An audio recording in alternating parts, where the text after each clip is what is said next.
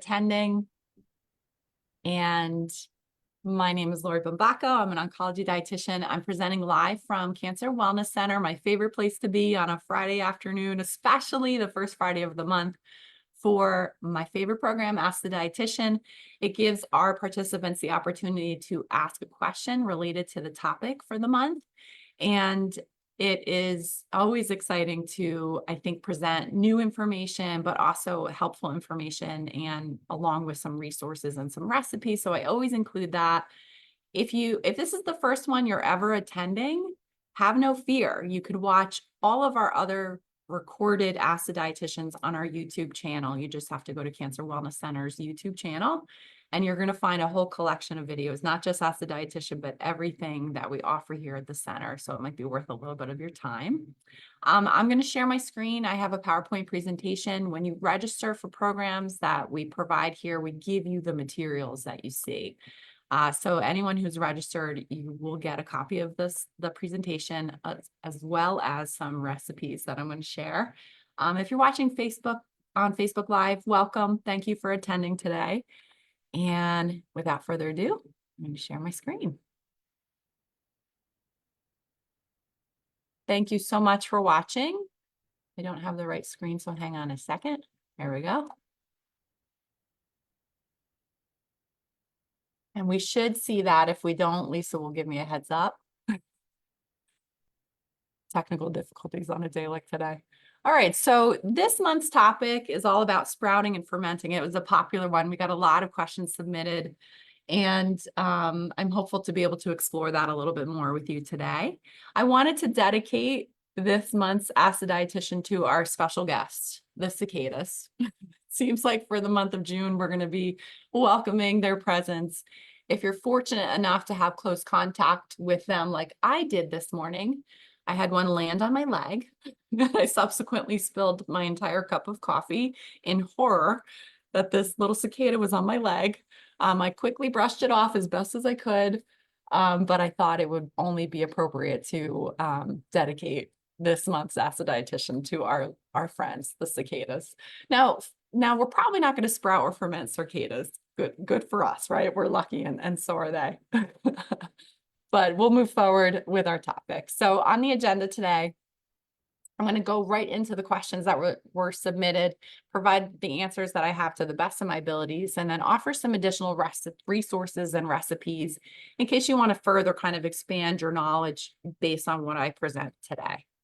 So here's the questions. What are sprouting and fermenting foods exactly?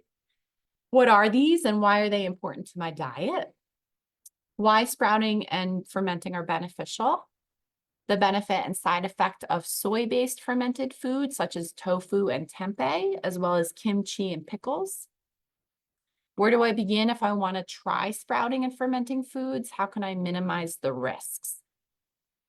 Next set of questions, food safety concerning sprouting and fermenting. How safe is eating raw, sprouted, fermented foods for patients? I'm on medication.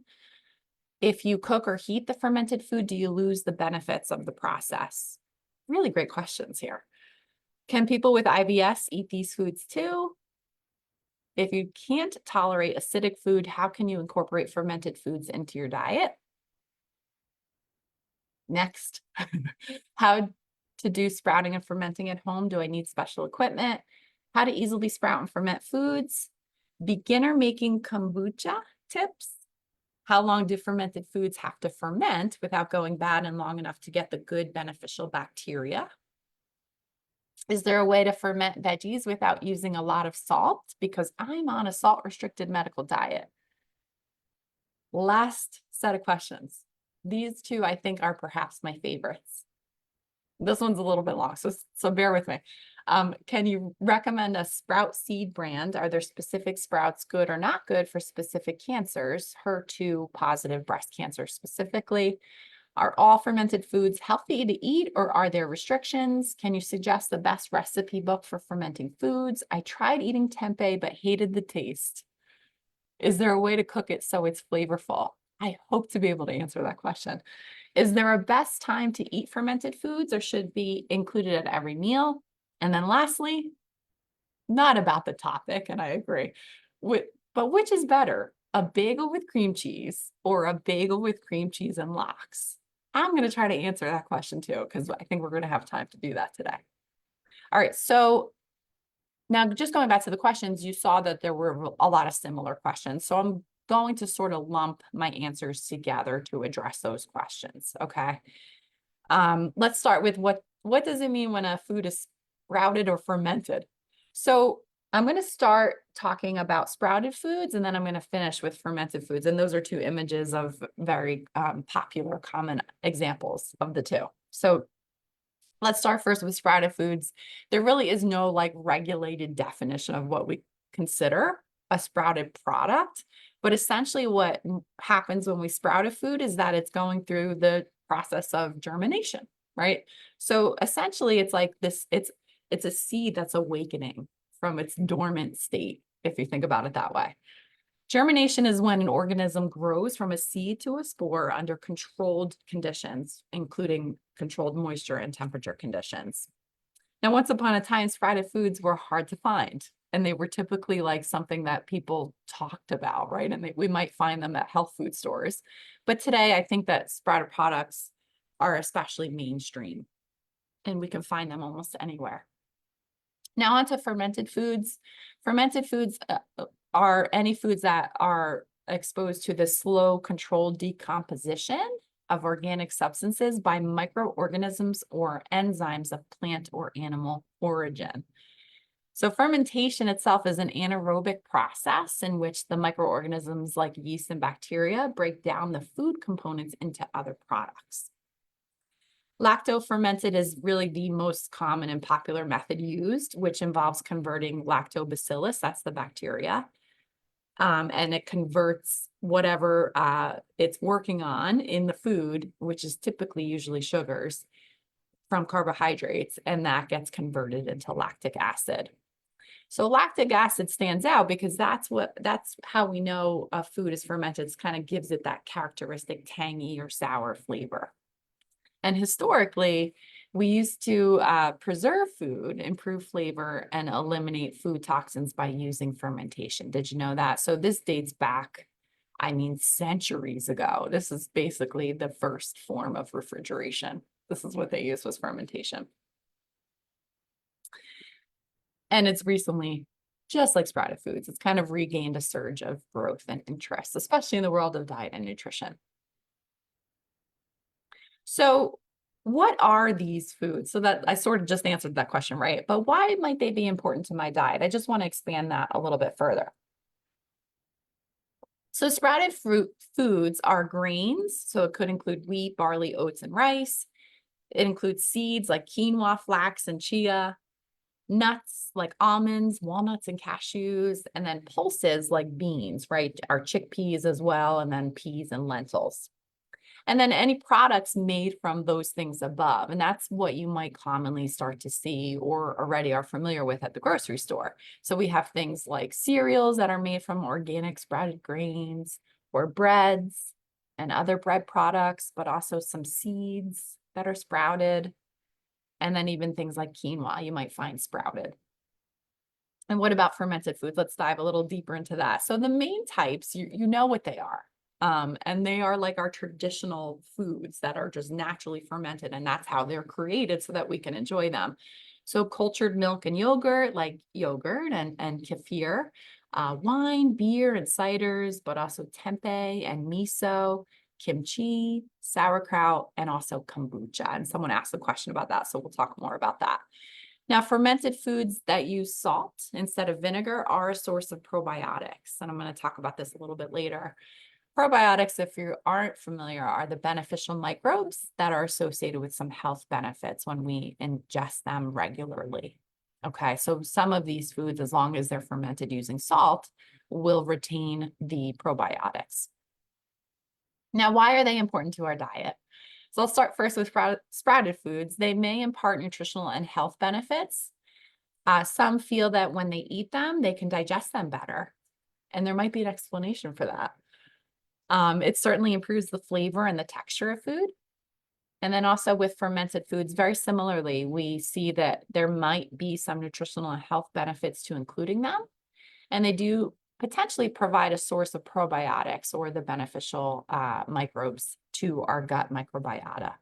And then it also creates desirable tastes and textures, right? Like we talked about that tangy, sour flavor. If you're after that and that satisfies your palate, like mine, you might like some fermented choices. Now, I want to dive deeper into why they might be beneficial. So let's start with sprouted foods. So when we sprout our foods, it neutralizes the enzymes that would otherwise inhibit our body's ability to access the nutrients inside the seed. So it's almost like sprouting kind of creates a more potent form of the food. And so we're actually reaping more of the nutritional benefits from it, right? Because we're able to get to it. Our body can actually access it. It improves digestibility essentially because it's kind of like they're getting pre-digested by these enzymes, right? So that our body is more inclined to receive the nutrients inside them. It does reduce, but not eliminate. It does reduce gluten content, which may appeal to those of us who might be gluten sensitive. It doesn't necessarily mean that they are appropriate for someone who's diagnosed with celiac disease. That person needs to avoid gluten altogether. So sprouted foods may not necessarily fit that bill. Sprouted foods have been shown to increase nutrient content, and they have been shown to improve our blood sugar response when we're eating them. So if that's something that's on your radar, it's something you'd like to work on, switching from some non-sprouted products to sprouted products might be in your best interest. Fermenting foods, what's the benefits of consuming them? Well, they may, as I mentioned, they may be a source of some live active microbes, which has implications for gut health and beyond. It increases the availability of nutrients in the food, just like sprouting does. It resynthesizes folate, which is lost during milk pasteurization. I did not know that. I learned that in preparation for today. So folate is a B vitamin that when we pasteurize milk, we lose it, but in the process of fermenting it, so if we made something like kefir or yogurt, we're going to get back, because of those cultures, we're going to get back some of that folate. It converts unsaturated fatty acids into a type of fatty acid called CLA, or conjugated linolenic acid. That's a mouthful, which has really interesting health benefits. It demonstrates these properties of being anti-inflammatory as well as antioxidant. So not a bad thing, right? It improves the polyphenol content of tea. Polyphenols are potent antioxidants as well. And it also can produce GABA, which is a neurotransmitter responsible for modulating our mood. So when we find people have low levels of GABA, that is sometimes associated with a risk for depression. And lastly, it creates bioactive isoflavones. So it makes those isoflavones more potent, which is a good thing for us too, as I'm going to talk about in the next question. So what's the benefit and side effect of soy-based fermented food, as well as the kimchi and the pickles? So I want to really just focus on that soy-based fermented food. We find that it creates a more bioactive version of the isoflavones genistein and daidzein from their precursors in our whole soy foods. This is a good thing. We want them, right? We want these isoflavones and we want a more bioactive form of them. What happens when we ingest isoflavones is that it potentially influences gene expression and cell signaling pathways. Really, really a good thing, because those particular pathways may increase the antioxidant potential in our body. It may also create an anti-inflammatory response, and it activates the carcinogen deactivating enzymes. So this is really good for someone who's been diagnosed with a cancer. It's recommended, soy in general, but also fermented soy is recommended as part of a cancer protective diet, especially for those diagnosed with a breast and prostate cancer, or a prostate cancer. Sorry about that. And I presented this, I believe, last month during our plant-based Ask the Dietitian. We see very compelling information that women with breast cancer who eat soy foods may be less likely to see their cancer return and less likely to die from their disease. So from my perspective as a dietitian, I often recommend women who are diagnosed start to pursue some ways of eating and enjoying soy foods in their diet. Next question. where do I begin if I want to try sprouting and fermenting foods, and how do I minimize the risks? Lots of questions in this category, if you noticed. So where to begin? Um, I would say if you haven't even tried any, first start by just tasting some of the fermented veggies on the market, right? So something like sauerkraut, especially fresh sauerkraut that's in the refrigerated section that hasn't been pasteurized. It's more likely to contain some of those microbes, and it might have more of that tang that you're after. Or you can also look for kimchi, which is a great example of a fermented vegetable. If you're going to start this on your own, I would start small, right? Don't have this like this grandiose idea of creating all of these, like fermenting in large batches, right? So just start small and think about, a quart-sized mason jar as a great way to start. Start with simple recipes, so sort of like foolproof recipes. And a great example is using cabbage, and I'm going to explain that in just a moment. Try using veggies in season, right? We're starting to come into farmer market season. They're probably going to be tastier, more crunchier, more appealing. They're going to be more nutritious because they're going to be fresh and local. And then taste your veggies right around day number 3, and I'm going to explain this in a moment. That just kind of helps us to monitor the progression of our fermentation. So around that time is when things start to really happen and when we might be able to start to enjoy eating them. And as I mentioned, cabbage seems to be like a really good starter vegetable. It's easy. It's an easy one to ferment, and we can actually get creative by using different herbs and spices in our fermentation of cabbage. So where to begin? Okay, so the basic process involves cleaning and chopping our veggies, drawing out the juices using salt, or even squeezing or pounding the veggies. I've seen recipes use that. And then packing them tightly in a container that's submerged in its own juices to ferment. And then basically you wait until the desired taste and texture is achieved.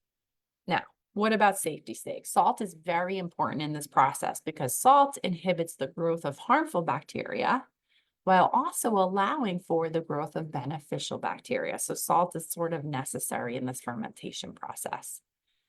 And temperature ideally should be in the 50 to 65 degree range. So some people feel comfortable using a food thermometer as well. So here's some other examples of fermenting, and it's just some simple ways that maybe if you wanted to get started with cabbage first and then kind of expand on this.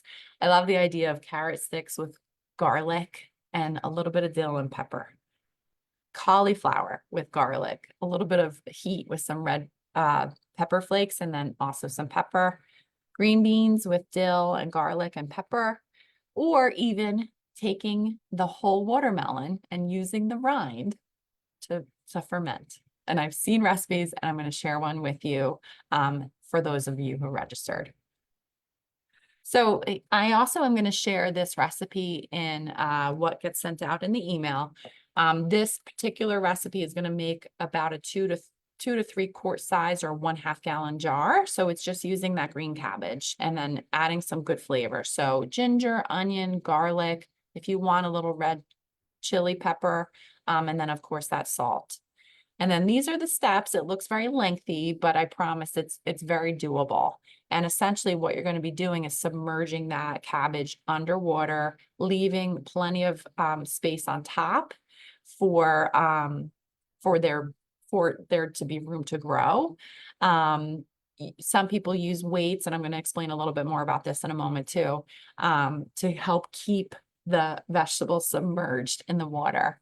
And then you're going to loosely place a lid on the jar because you're going to need some gases to release, right? You don't want that jar to explode because the fermentation process, essentially, that's what's happening.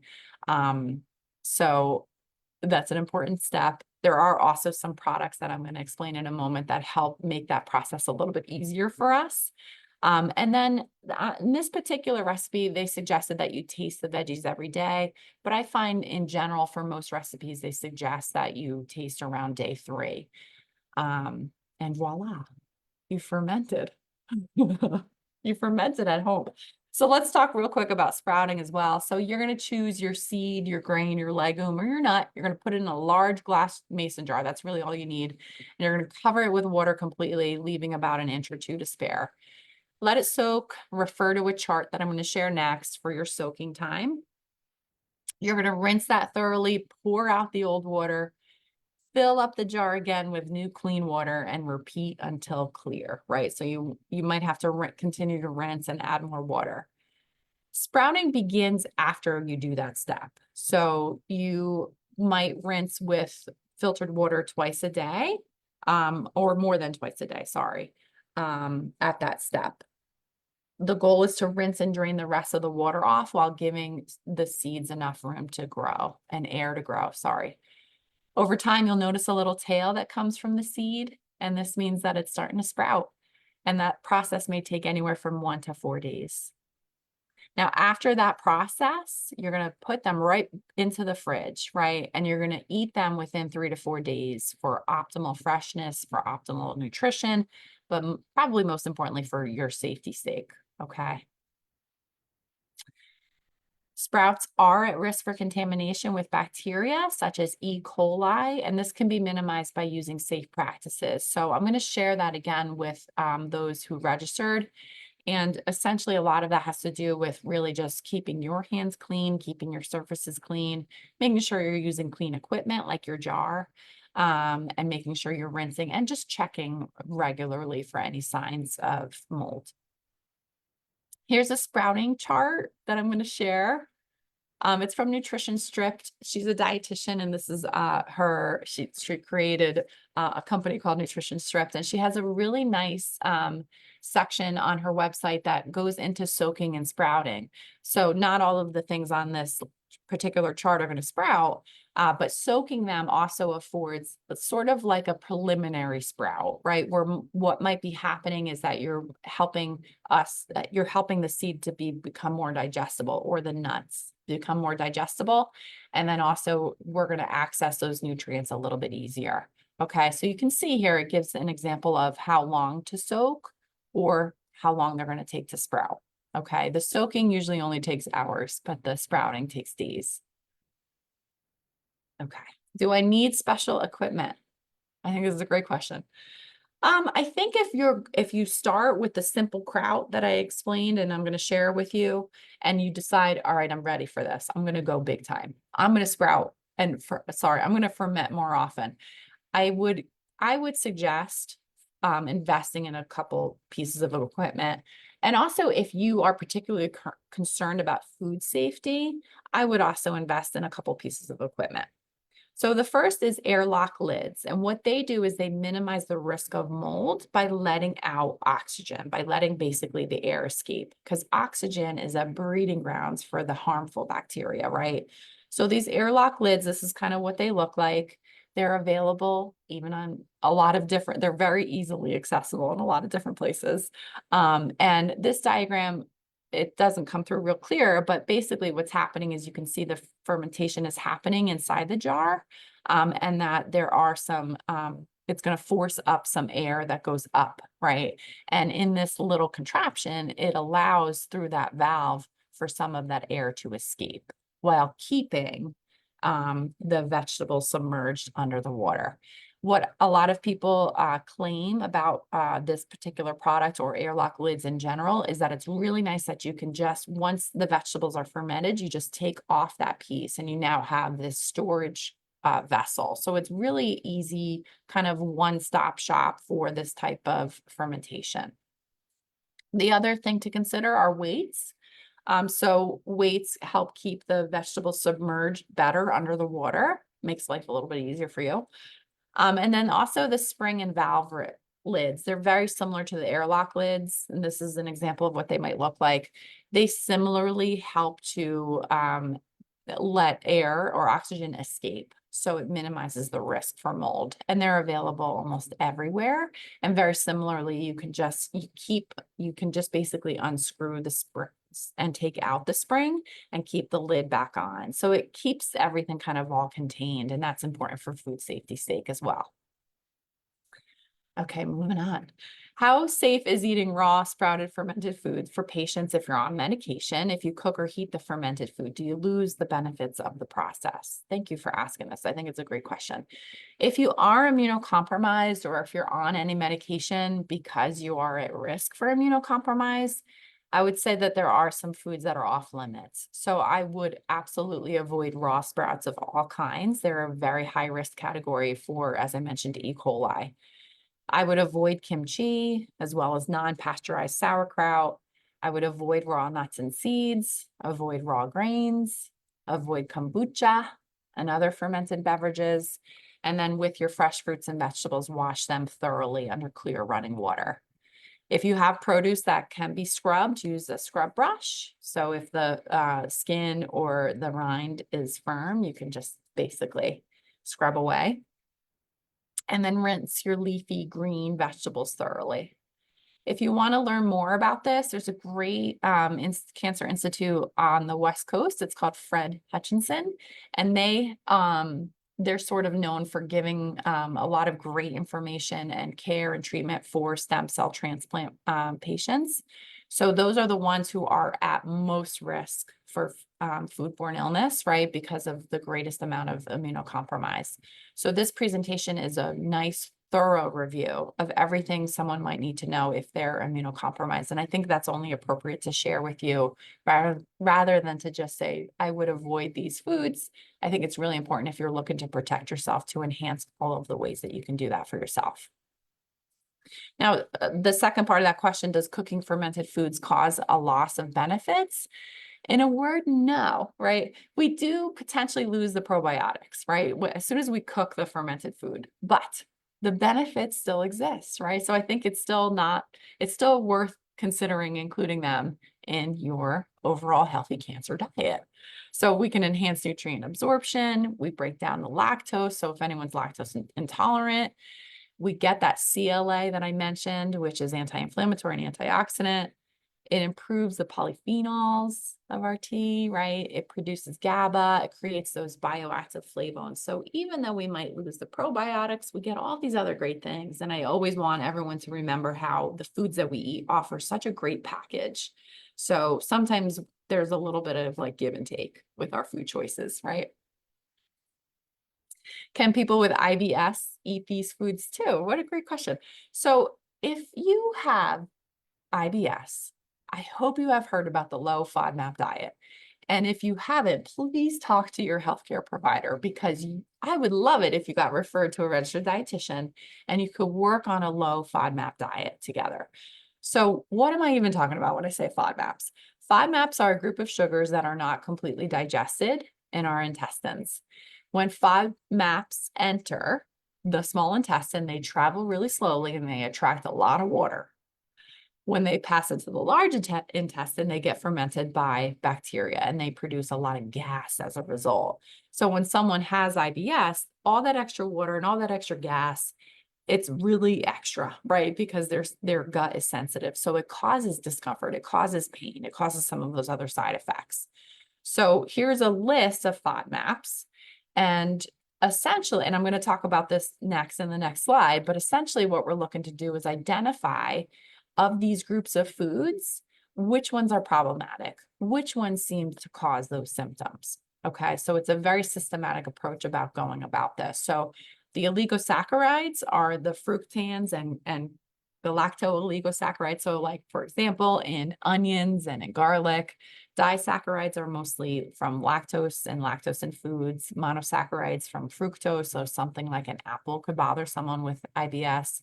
And then our polyols, and those are sorbitol and mannitol. Sometimes they're used in artificial sweeteners, but sometimes they're naturally occurring in some of our fruits and veggies. So dietitians have a more comprehensive list of these foods, and we can help you identify what might be problematic for you. And this is essentially what happens on a low FODMAP diet. There's 3 steps, essentially, okay? So the first step is you go on essentially an elimination diet. And so you avoid all of those FODMAP foods to kind of set the stage to determine which ones might be a problem, because it might not be all of them. It might only be one of them. It might be two of them, but you're going to learn that during step 2, which is the reintroduction phase. So you basically challenge your gut with one FODMAP group at a time. And you're going to identify how much, if at all, of that food you can tolerate. And this is where a dietitian can help you. And then eventually you have your list. Okay, these don't work, but these do. So you're going to personalize which diet you can handle on step 3. Now, this whole process in total should take really no more than 2 months. It's actually a long time, but this is why working with a dietitian is important, because we wouldn't want you to develop any nutritional deficiencies or lose weight or not eat enough. So we want to make sure your diet is well planned and very intentional and strategic in terms of this reintroduction and personalization. Okay, so what about sprouted foods? So experts think that most sprouted grains and legumes have lower amounts of FODMAPs compared to the non-sprouted versions. Good to know. The only exception is with chickpeas. They seem to have higher FODMAP. So if you're someone with IBS and you're thinking, I want to eat more beans, maybe you don't have chickpeas to start. Maybe you try some cannellini beans or some black beans and you have a small amount and see how you feel with them. And maybe you choose products made from the sprouted versions of them. In theory, this kind of makes sense, because when you're sprouting them, it activates the enzymes that break down the oligosaccharides. So further research just needs to confirm this, but this is what the experts are kind of leaning into, that this is potentially a solution. Testing your tolerance, no matter what, I think is always the best way to go to identify if you tolerate a food or not. And you're going to test and try some sprouted foods in small amounts, one at a time, really just checking in with your body, seeing how you personally respond to that. And again, that's where a dietitian is especially helpful to guide you through that process for all of that unknown, right?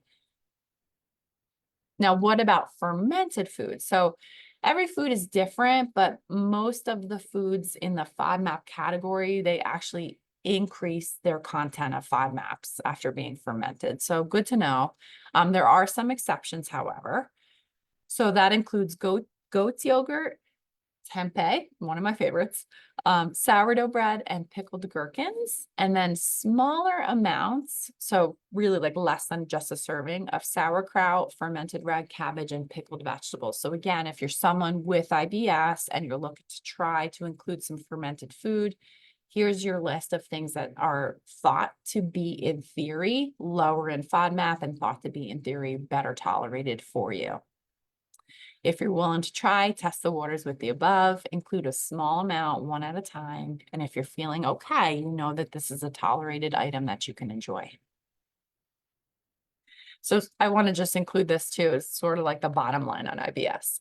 So, because it's very hard not to answer this question more thoroughly. IBS, we have a diet that can help manage this, and Monash University is a very valuable resource. They even have a free smartphone app that helps us to decipher the food that might have FODMAP in it. And that's kind of what it looks like. So you see green means go, it's probably low in FODMAP. And their website is on the slide as well. So you can click right on that link when you receive the slides. Next question. If you can't tolerate acidic food, how can you incorporate fermented foods into your diet? So a neutral pH is 7, and an acid is less than 7, right, for pH. So most fermented foods, they reach a pH level of 4.6 or lower. So some people, when they ferment at home, they also use test strips to test acidity, right? So you're kind of looking for that 4.6, and that may also guarantee reduced risk for food in terms of food safety. So you're looking for that range, okay, for pH. Our stomach is very acidic. Did you know this? Its pH ranges from 1.5 to 3.5. Wow. Very acidic. And that's for good reason, to really help protect us. So if fermented foods bother you, it's probably best to avoid them. And that's something that you know or you don't know.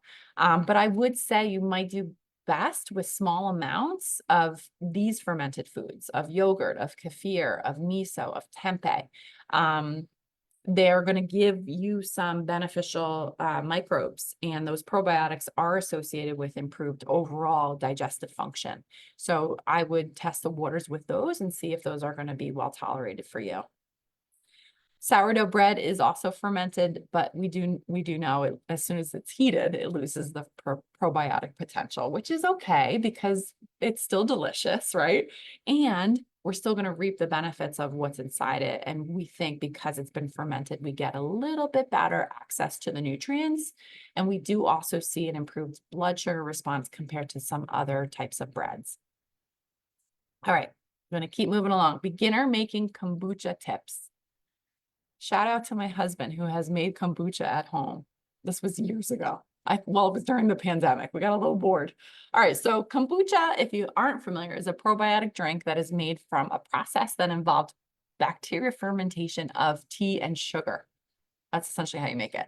So once you brew the tea, you add a SCOBY, which is the symbiotic culture of bacteria and yeast. You add it right to the brewed tea with sugar mixed into it. And it converts that sugar to alcohol, and then that alcohol is converted to acetic acid to create this really kind of appealing fizzy carbonated drink. Really great substitute as a mocktail for those of you who are interested. I would, if you decide you're going to make it for yourself or even try it, start small and observe your body's responses. Sometimes when you make it at home, it could have a higher alcohol content than what's like available in the stores, or if you're unable to test for that. So just start small and recognize that it's not necessarily a guarantee that it's alcohol free. You're also going to watch for signs of spoilage. So spoilage might look like a fuzzy blue, gray, green, brown, or black mold. If you see any of that, you're going to discard the SCOBY, get rid of that, and thoroughly sanitize the vessel that you're going to use. So SCOBYs can be purchased online.